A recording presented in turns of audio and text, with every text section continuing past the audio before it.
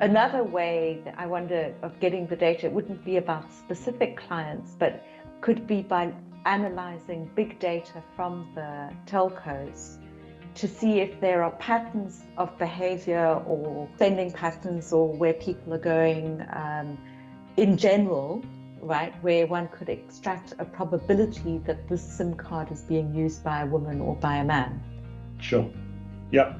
And I think that's something which, as an industry, we're not there yet, right? And as an industry, we're not there yet in terms of the trust from the telcos to allow us to have that data, and we're not there yet as an industry as to know what to do yet with that data. But I think you're right that is something which could happen, and theoretically that could be worked out. I mean, we already use that data to spot things like, okay, identify the groups of people who pay school fees using their mobile wallet or send money home to their family on a Friday night. And then we target those people with specific marketing messages like, do you want your kids to finish school if something bad was to happen to you? Or do you want us to keep sending that money back to your family if something bad happens to you? So using that same approach, could we spot in the data, things that, clearly make this person a woman or a man? But hang on a minute. So you are allowed to send them a message about, they've just paid their school fees. Then we send them a message about school fees. So we would ask the telco to identify from their client base people that have, because we know that in September the kids go back in. We know that the telco has data from the mobile wallets. So we say, can you please identify all the people who have just sent a minimum of, say, $50 to a pay bill number which is likely to be a school, then they're likely to have kids, and therefore the marketing message that we send is likely to land well, right? Right.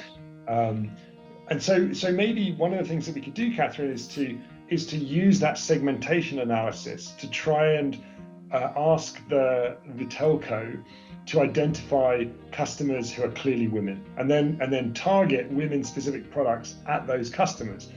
And from there, we can extrapolate how many, what percentage of the customers are women, right? Because we know that the telco has 1 million customers, and if they give us, 400,000 numbers to contact, then it's 40% women, and we can make that extrapolation. I guess the question is, what would incentivize the telco to do that, right? And it's going to be different for different houses. Yeah, I hate to be the skeptic, but it's all about money. So if they feel that they're going to sell more product and make more revenue, then they'll do it. Maybe we just, as an industry, need to leap on that and understand that that's what telcos do. And then women buy product. Women are interested in a cervical cancer product. That's why we're developing one, because it's a risk that they're worried about. And therefore, maybe if that proves to be a popular product that people want to buy, then the telcos will be willing to position that to their customers, and then we will be able to extrapolate what percentage of these customers are women. I mean, that would be a very interesting approach. I mean, we also know in the health space, there's been, a lot of activity around telemedicine, but I guess that's not necessarily delivered through the telcos. It could be through other platforms, right? Correct. Yeah, and telemedicine might be a great way of finding out the gender of the customers, because that is a great way, because then the customers are contacting you. But then it would only give you a subset of the customers. I think it's a relatively small percentage of people actually make contact on telemedicine, and then they're more likely to be women than men from the data that we've seen. So it might overstate the number of women that we were serving in the industry.